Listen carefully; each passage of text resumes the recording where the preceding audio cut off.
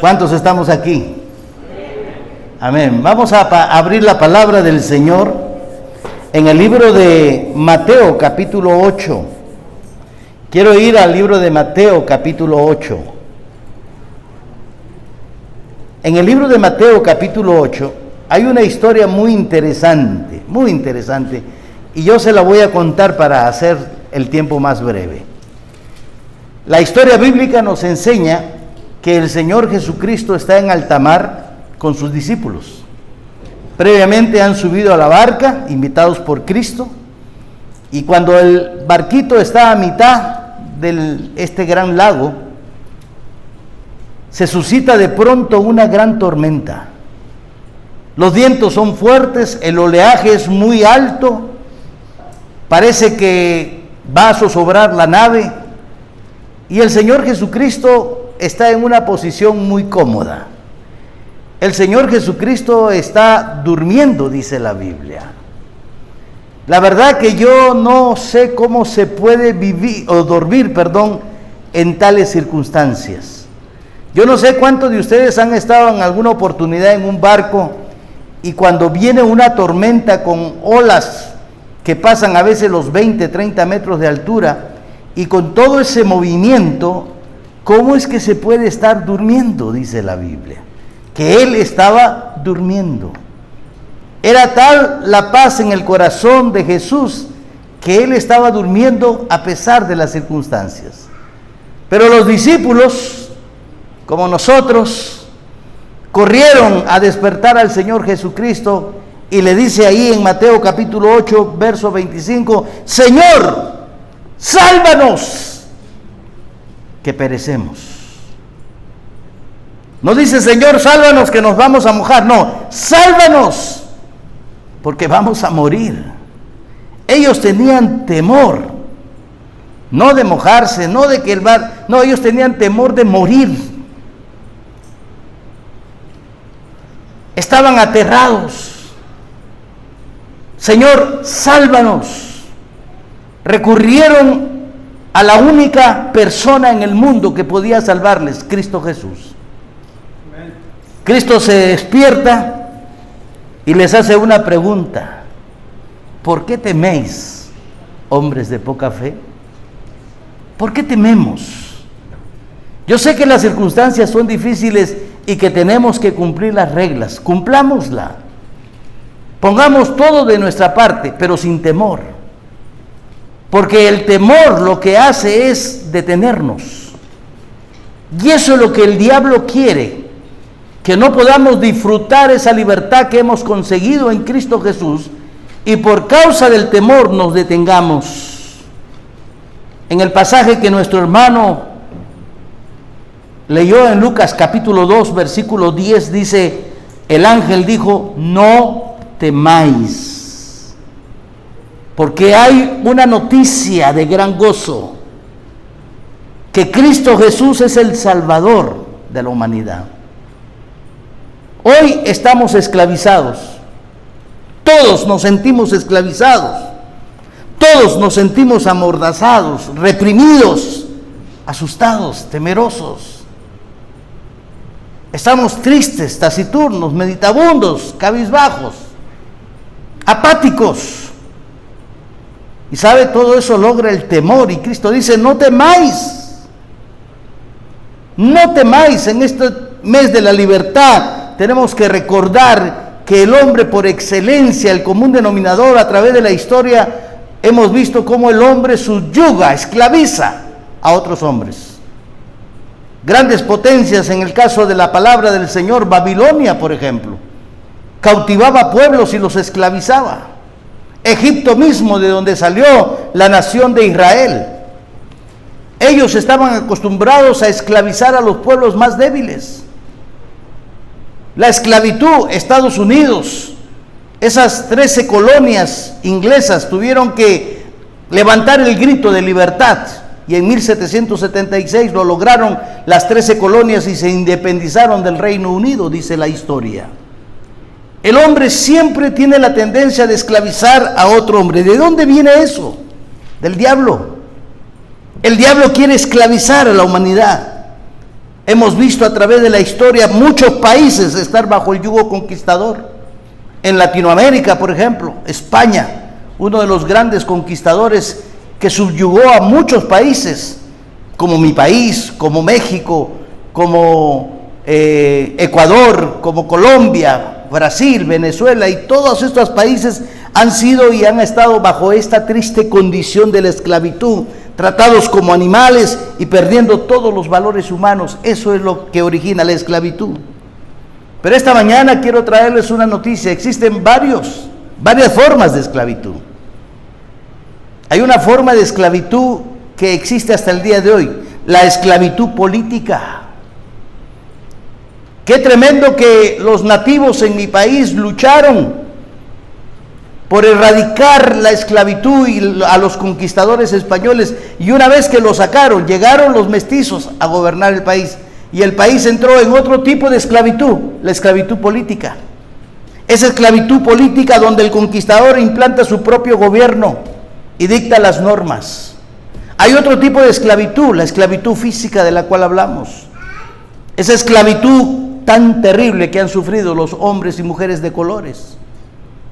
Allá en mi país, por ejemplo, hasta los japoneses y chinos, después de la Segunda Guerra Mundial, llegaron en calidad de esclavos, sujetos al patrón, sujetos a trabajos forzados, sin ser dueños de sus propias vidas ni de su voluntad, y mucho menos de su futuro.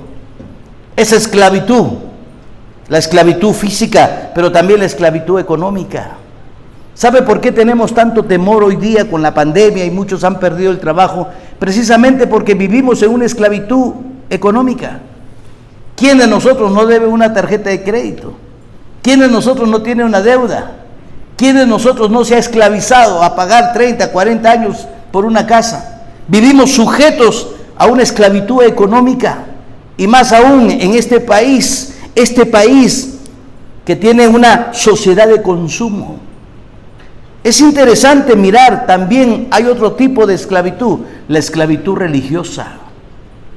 ¿Quién de nosotros no ha conocido la historia a través de los años, la Santa Inquisición en el siglo XIII, XIV y XV en nuestros países? La religión que impusieron nuestros conquistadores, una religión de terror, una religión dominante y que dominaba las voluntades de las personas. Esa es una esclavitud. Hoy nosotros vivimos una esclavitud médica. Estamos esclavos por esta enfermedad. Estamos asustados por esta enfermedad.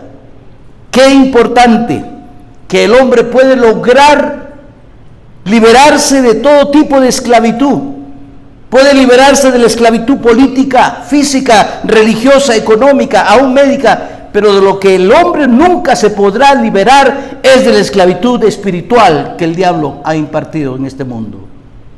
Y el único que nos puede liberar de esa esclavitud es Cristo Jesús. Porque nosotros como personas todavía muchas veces seguimos siendo esclavos del mismísimo diablo. Y mire lo que dice las Escrituras en el libro de Juan capítulo 8, verso 34.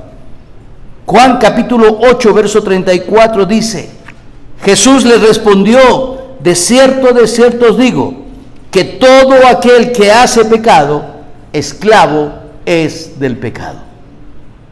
Cuando el Señor dice, no temáis, es un mandamiento, es una orden. Y todos los que estudiamos la Biblia sabemos que los verbos en el idioma griego siempre están en tiempo presente y en acción continua. Cuando el Señor dice, no temáis, es un mandamiento, está diciendo, permanece sin temor en cada instante de tu vida, no temáis. Y cuando nosotros tenemos temor, ¿qué pasa? Estamos desobedeciendo un mandamiento expresado por el Señor, y eso es pecado. Y entonces la Biblia dice en Juan 8:34, todo aquel que hace pecado, esclavo es del pecado. ¿Qué quiere decir eso? Que somos esclavos del temor, que somos esclavos de la angustia, que somos esclavos de todo esto que está ocurriendo. Romanos, el apóstol Pablo, en el capítulo 6, versículo 16, hace una pregunta. ¿No sabéis que si os sometéis a alguien como esclavos para obedecerles, ¿sois esclavo de aquel a quien obedecéis? Sea del pecado para muerte, o sea de la obediencia para justicia. Este tipo de esclavitud, si nosotros obedecemos al diablo, somos esclavos del diablo. Si obedecemos a Dios, somos esclavos de Dios. Romanos 6:16 muy claramente dice: sois esclavos de aquel a quien obedecéis. ¿A quién obedeces? Segunda de Pedro capítulo 2, verso 19.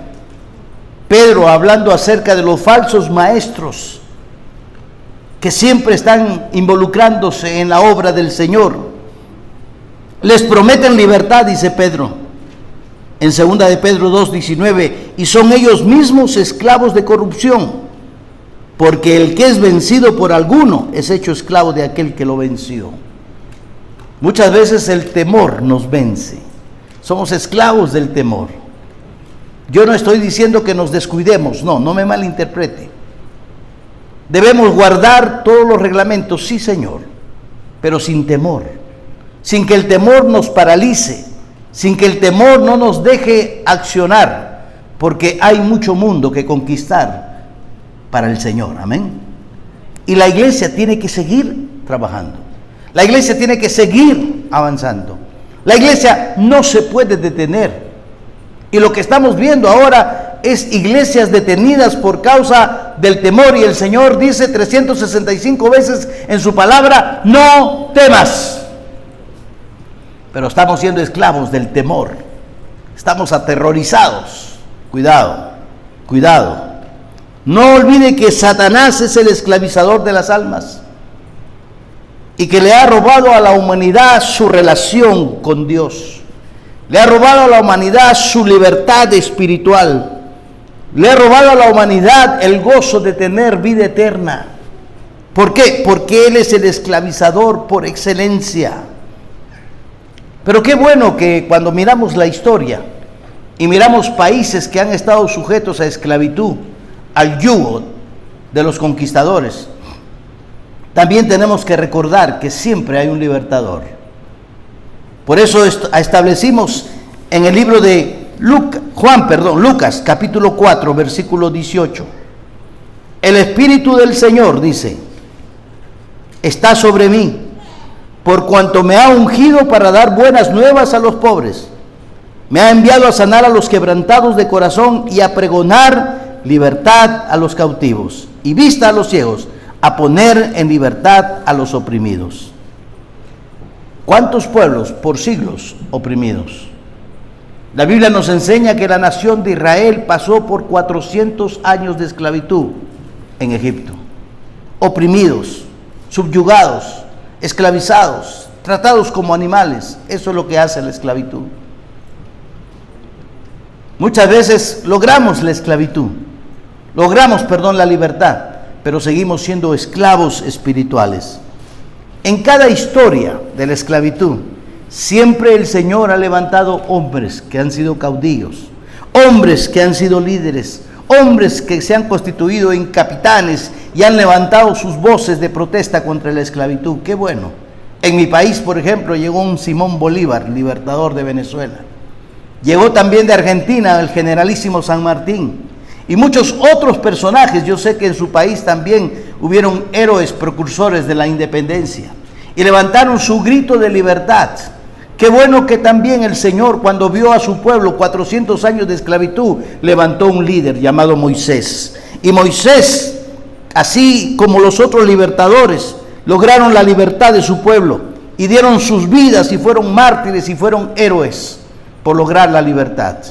Qué bueno que podemos mirar desde el Antiguo Testamento a este gran libertador Moisés, porque los pueblos necesitan personas como este libertador. Los pueblos necesitan Moisés por todo lado.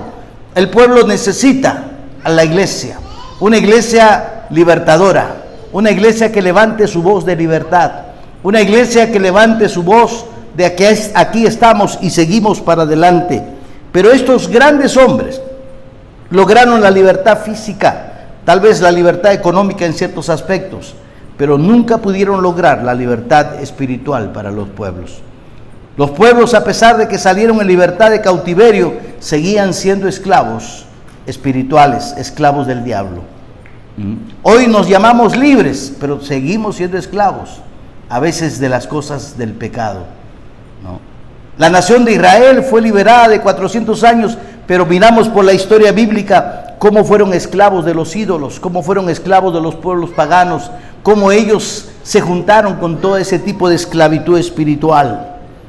Lo cierto es que solo Cristo nos da la verdadera libertad. Solo Cristo nos da la verdadera vida. Solo Cristo nos resucita. ¿Por qué es que tenemos temor a la pandemia? Yo entiendo. Tenemos que tener respeto, tenemos que cumplir las reglas, pero tenemos que también seguir adelante sin temor, porque el temor nos paraliza, el temor no nos deja avanzar, el temor no nos deja cumplir la obra por la cual el Señor nos ha rescatado, ir y predicar el Evangelio. Cristo es el gran libertador, sí, pero nosotros necesitamos continuar con la obra y el temor nos paraliza. La esclavitud al temor nos paraliza. ¿Y por qué nos paraliza? ¿Sabe por qué? Porque tenemos temor a morir. Nuevamente en Mateo capítulo 8, ¿qué dijeron los discípulos?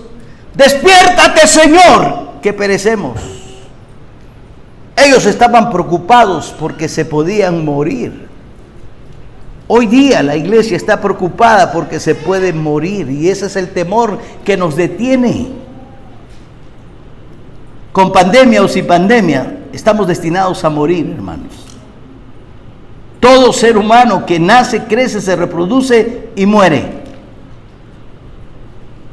Nos vamos a morir el día que Dios quiera que nos muramos. Pero si nosotros le creemos al Señor, que Él levanta su voz y dice, no temáis. Esa expresión, no temáis, detrás de esa expresión implica toda una promesa de parte del Señor. En el libro de 1 Tesalonicenses, capítulo 4, el apóstol Pablo, hablándole a la iglesia de Tesalónica, les dice, no os entristezcáis como aquellos que no tienen esperanza. El que debe tener temor a morir es aquel que no tiene esperanza. Y si usted lee esa carta a los tesalonicenses, Pablo en el capítulo 4 les va a hablar enseguida acerca de la resurrección de los muertos cuando Cristo venga por su iglesia. Nosotros tenemos una esperanza. Así como la enfermedad nos paraliza y tenemos temor, también tenemos que recordar las palabras de Cristo, no temáis, porque tenemos una esperanza, la esperanza de la vida eterna, la esperanza de la resurrección, porque si Cristo no resucitó, vano es todo lo que nosotros hacemos y somos dignos de conmiseración, dice el apóstol Pablo. Cristo resucitó de los muertos y por eso Él puede decir, no temáis. Sí, tomemos las precauciones, pero no nos movamos con temor. No temáis, hombres de poca fe, sigan para adelante. No olviden de que hay esclavitud, pero también hay un libertador. Hoy estamos esclavizados, hablando médicamente, pero hay un libertador. Un libertador que da consuelo a nuestro corazón y que nos anima a seguir adelante, llevando a otros a la verdadera libertad espiritual que tanto se necesita. Mire Isaías capítulo 45. Isaías capítulo 45. El Señor en su palabra en el verso 22 dice, mirad a mí y sed salvos todos los términos de la tierra. Porque yo soy Dios y no hay más. El mayor de los libertadores que podemos mirar a través de la historia es nuestro Señor y Salvador Jesucristo. Esa es la verdadera libertad, porque en el libro de Juan capítulo 8, verso 32, el Señor dice, y conoceréis la verdad, y la verdad os hará libre. Nota este versículo conmigo, búsquelo, vamos analizándolo. Juan capítulo 8, verso 32, y conoceréis la verdad. Dos palabras, conoceréis verdad. Nosotros hemos aprendido por la Biblia que la Biblia define sus palabras por sí mismas. Y cuando la Biblia usa la palabra conocer, implica su definición, que no es solamente una forma como cuando una persona conoce. Yo conocí al hermano Ricardo y un día le estreché la mano. Qué bien, Ricardito, mucho gusto. Lo conozco. Pero la palabra conocer en la Biblia implica una relación más íntima, personal y profunda. Dice el libro de Génesis, por allá por el capítulo 4, la primera vez que aparece la palabra conocer, dice, y Adán conoció a su mujer Eva, y Eva dio a luz un hijo. ¿Qué significa la palabra conocer en la Biblia? Una relación íntima, personal, profunda, como la relación única que tiene el esposo con su esposa. ¿Quién mejor conoce al esposo que la esposa? Nadie. Y viceversa. ¿Por qué? Porque tienen una relación tan íntima, tan personal. Y la Biblia dice, y conoceréis, tendrás una relación íntima y personal, y conoceréis la verdad. Y la Biblia dice que la verdad es Cristo Jesús. Amén. Entonces, cuando nosotros tenemos una relación íntima, personal, con esa verdad que es Cristo Jesús, podemos prestar atención cuando Él dice, no temáis. Y yo le creo al Señor. ¿Por qué? Porque aprendemos a tener tanta intimidad que puedo confiar en Él. Porque nuestro Dios es un Dios confiable. Él no es hombre para que mienta, dicen las Escrituras. No os turbéis, dijo el Señor. En la casa de mi Padre muchas moradas hay. ¿Se acuerdan? Voy pues a preparar morada. Si no fuera así, yo lo hubiera dicho. Pero voy en este momento a preparar morada. ¿Para qué? Para que donde yo estoy, vosotros también estéis. Tenemos una promesa. En base a todas estas y cada una de las promesas, el Señor levanta su voz y dice, no temáis. Pablo en 1 Tesalonicenses dice, no os entristezcáis. ¿Por qué no tememos? ¿Por qué no nos entristecemos? Porque nosotros tenemos esperanza. La esperanza de la resurrección, la esperanza de la vida eterna. Así que para adelante, hermanos, no temáis. Es importante, es importante. Y conoceréis, Juan 8:32, conoceréis la verdad y la verdad os hará libre. Le respondieron los fariseos, linaje de Abraham somos. Y jamás hemos sido esclavos de nadie. Mentirosos, porque sí habían sido esclavos de ¿quiénes? De los babilonios. ¿De quiénes? De los sirios. ¿De quién más? De los romanos, ¿no? Pero ellos orgullosamente dicen, no, yo no soy esclavo de nadie. ¿Sabe qué es la actitud de muchas personas hoy día cuando hablamos de esto? No, yo no soy esclavo espiritual de nadie. Mentira, mentira. Jesús le respondió, de cierto os digo, que todo aquel que hace pecado, esclavo es del pecado.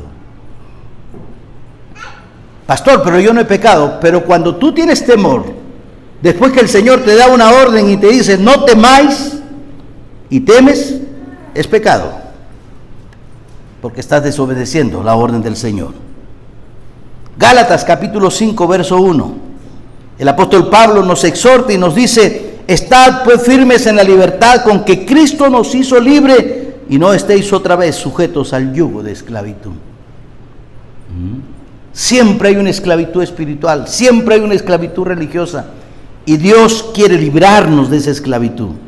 Por cierto, ya estamos terminando de escribir Gálatas, estoy en el capítulo 6, esa guerra entre la ley y la gracia que queremos aprender. Nosotros somos libres en Cristo Jesús. Como creyentes estamos aquí para deshacer las obras del diablo, no para hacerlas. Ya hemos visto cuáles son las obras del diablo en Gálatas capítulo 5, del verso 19 adelante. Número 1, el mundo está en esclavitud. Número 2, el mundo necesita un libertador. Número 3, hay una palabra y un accionar normalmente de las personas que nos liberan. Regularmente a través de la historia hemos visto un accionar importante. La persona o pueblo que viene a liberar a otro pueblo, una vez que logra la libertad de este pueblo que ha estado en esclavitud por algún tiempo, le impone sus pensamientos y le impone sus costumbres.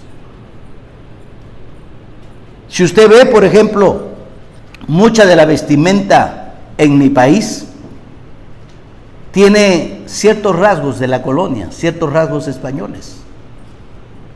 Muchas de las comidas de mi país y de otros países que fueron conquistados por España tienen costumbres españolas, empezando por el idioma, empezando por la religión que vinieron a establecer ellos. Ellos impusieron su voluntad. Qué interesante que este principio lo aplicamos también para nuestro conquistador, el conquistador de las almas. Cuando Cristo nos conquistó, cuando Cristo nos sacó del opresor que se llama el diablo, Él como libertador impuso una nueva vida en nosotros. Por eso Corintios dice en 2 Corintios 5:17, de modo que si alguno está en Cristo, nueva criatura es. Usted y yo tenemos una nueva identidad. Usted y yo tenemos una nueva cultura. En mi país la cultura era inca, 100%. Llegaron los conquistadores y ahora la cultura es española. Se cambió la cultura. En la vida espiritual es lo mismo. Lo que para mí antes era ganancia, Pablo dijo, ahora es basura. Hay un cambio. Hay un cambio cultural, si se quiere el término, porque adquirimos una nueva cultura, la cultura cristocéntrica, la cultura cristiana. ¿Por qué cree que nos llaman cristianos? Porque nosotros establecemos una nueva cultura, hablando espiritualmente, una nueva cultura regida por el Señor, quien nos conquistó. Ahora tenemos una nueva vestimenta. Ahora tenemos una nueva forma de hablar, ahora tenemos una nueva forma de accionar y lo hacemos todo como el Señor dice en su palabra. ¿Por qué? Porque ya no somos de aquí, somos ciudadanos no de la tierra sino del cielo. Y por eso el apóstol Pablo en sus epístolas nos enseña que debemos vivir de acuerdo al llamado que hemos recibido en esa identidad de aquel que nos ha conquistado, Cristo Jesús. De modo que si alguno está en Cristo, es una nueva criatura. Una nueva identidad. Las cosas viejas pasaron y aquí todo es hecho nuevo. Un andar diferente. A través del Antiguo Testamento podemos mirar ese cambio. O sea, ¿quién se acuerda de Jacob? ¿Quién se acuerda de Jacob? Jacob entró a un pleito una vez. Vamos a ponerlo así un poquito más objetivo. Entró a pelear un día con el Señor. Y comenzó a pelear con el Señor, y ya rayaba el alba. Y él agarra al ángel y le dice, no te voy a soltar. Y el ángel, sí, suéltame. No, hasta que me digas tu nombre, y ya usted sabe la historia. Y dice la palabra del Señor, que el ángel tocó parte de la cadera de Jacob. ¿Y qué vemos? Que cuando él entra a pelear con el ángel, tiene una forma de caminar, tal vez erguida, tal vez así elegante, pero cuando sale de ese pleito, cuando sale de ese encuentro con el ángel, el andar que Jacob tenía era un andar diferente. Cojeaba, más humildad, menos orgullo. Era un hombre diferente, un andar diferente. Ese cuadro, por eso yo digo que la Biblia es un libro de cuadros que nos enseñan verdades espirituales. Ese cuadro es un cuadro de nuestro nuevo andar en Cristo Jesús. Antes de tener un encuentro con el Señor, vivíamos orgullosamente en nuestro pecado. De pronto tuvimos un encuentro con el Señor y nuestra forma de vivir, de caminar, de hablar, de pensar cambió. Por eso Pablo siempre usa la palabra andad. Andad, caminar, vivir según la vocación con que ha sido llamado, Cristo Jesús. Entonces el conquistador impone ese nuevo estilo de vida, esa nueva identidad, esa cultura cristocéntrica. ¿Por qué? Porque nosotros somos ciudadanos del cielo. Filipenses capítulo 3, verso 20. Filipenses capítulo 3, verso 20, el apóstol Pablo dice: mas nuestra ciudadanía está en los cielos, de donde también esperamos al Salvador, al Señor Jesucristo. Es decir, la Biblia nos enseña que somos extranjeros, que somos peregrinos y que hoy tenemos una nueva identidad. Usemos esa nueva identidad. ¿Cuál es la vestimenta que hoy tenemos? Mire conmigo Colosenses capítulo 3 y con esto terminamos. No temáis, no seas esclavo del temor. Cristo está aquí para liberarte de esa esclavitud. No temas, no llores, no te entristezcas como aquellos que no tienen esperanza. Cristo quiere darte una nueva identidad, una nueva vestimenta. Hoy la moda es esta mascarita que indica que estamos pasando problemas difíciles. Pero en medio de esa tormenta el Señor te dice: no temas, porque la iglesia tiene que seguir avanzando. Si por el temor nos detenemos, craso error, porque usted y yo estamos aquí para identificarnos como hijos del Señor y seguir adelante. Mire Colosenses capítulo 3, verso 12. Vestidos pues, dice el apóstol Pablo, como escogidos de Dios, santos y amados, de entrañable misericordia, de benignidad, de humildad, de mansedumbre, de paciencia, soportándoos unos a otros y perdonándoos unos a otros si alguno tuviere queja contra otro. De la manera que Cristo os perdonó, así también hacedlo vosotros. Qué interesante. Ese nuevo estilo de vida nos lleva a ser diferente con nuestro prójimo. Perdonar las ofensas, amar a aquel que nos ofende. Una nueva actitud, y sobre todas estas cosas, dice Pablo, vestidos de amor, que es el vínculo perfecto, y la paz de Dios gobierna en vuestros corazones, a la que asimismo fuisteis llamados en un solo cuerpo, y sed agradecidos. El versículo anterior me llama la atención y dice: sobre todas estas cosas, vestidos de amor. Muchas veces entendemos y creemos que el amor es cuestión de emoción. No, no es así. La Biblia dice que el Señor mismo dijo: yo soy amor. Dios es amor. Y cuando la Biblia dice que debemos sobre todas estas cosas vestidos de amor, está diciendo: cúbrete de Dios, vístete de Dios, vestidos de amor. Dios es amor. Y no es cuestión de emoción y sentimiento, no. Es cuestión de adquirir una identidad como Dios. El mismo Señor Jesucristo dijo: sed imitadores de mí, como yo, no, eso lo dijo Pablo, ¿verdad? Como yo de Cristo. Imitemos al Señor, vistámonos de amor. Y sigue diciendo: la palabra de Cristo mora en abundancia en vosotros, enseñándoos y exhortándoos unos a otros con toda sabiduría, cantando con gracia en vuestros corazones al Señor, con salmos e himnos y cánticos espirituales. Y todo lo que hacéis, todo, me encantan los absolutos del Señor, todo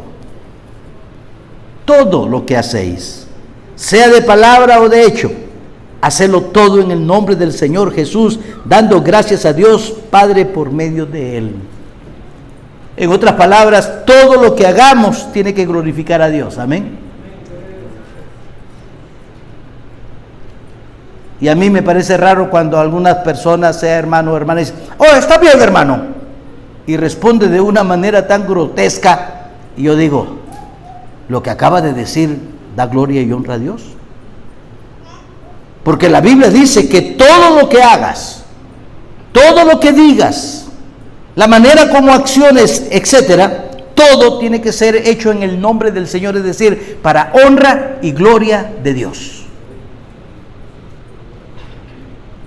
¿Por qué? Porque eres una criatura nueva en Cristo Jesús. Hermanos, sigamos adelante. No temamos, no temamos. Cumplamos las reglas, sí, Señor. Cumplamos lo que las autoridades médicas dicen, sí, Señor, aunque no nos parezca, pero sin temor, sin temor. Vamos a inclinar nuestros rostros y vamos a orar. Voy a invitar a mi hermana Lupita. Ella cumplió 15 años esta semana. No sé si de creyente o de residente en este país, pero cumplió 15 años. Entonces yo la quiero invitar. Bien, no temas, seguimos celebrando. Amén. La vida continúa, gloria sea al Señor. Y queremos celebrar el cumpleaños, un año más de vida que Dios le ha regalado a mi hermana Lupita. Vamos a ponernos de pie, vamos a inclinar nuestros rostros y vamos a orar. Padre amado, te doy gracias esta mañana. Gracias por tu palabra, gracias bendito Dios, porque hoy podemos recordar, Señor, que una vez fuimos esclavos, pero que ahora somos libres en tu Hijo Jesucristo. Y que a pesar de esa libertad todavía pretendemos seguir esclavos del temor, del miedo.